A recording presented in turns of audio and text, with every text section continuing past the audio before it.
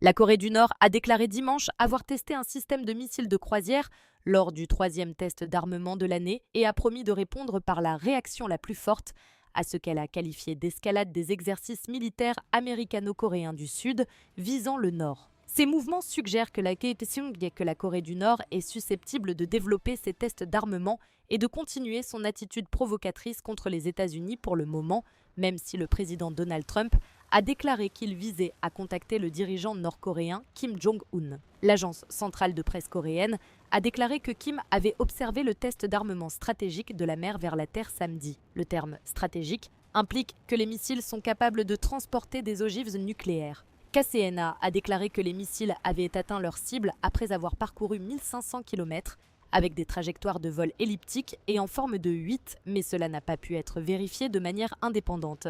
KCNA a cité Kim disant que les capacités de dissuasion de guerre de la Corée du Nord sont en cours de perfectionnement et que son pays fera des efforts puissants pour protéger la stabilité en s'appuyant sur la force militaire la plus avancée et la plus puissante.